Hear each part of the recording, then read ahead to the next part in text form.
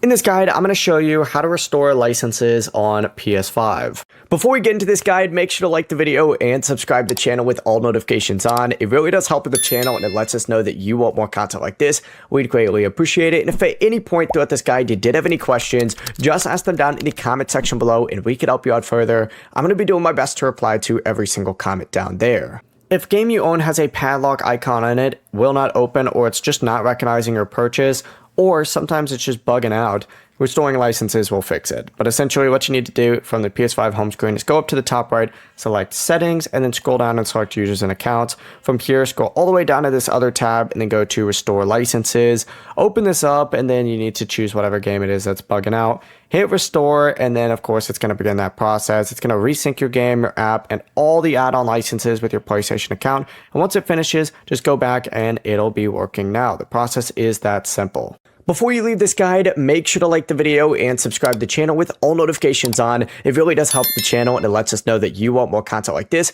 We'd greatly appreciate it. If at any point throughout this guide you did have any questions, once again, ask them down in the comment section below and we can help you out further. I'm going to be doing my best to reply to every single comment down there. Have a great rest of your day though. Peace.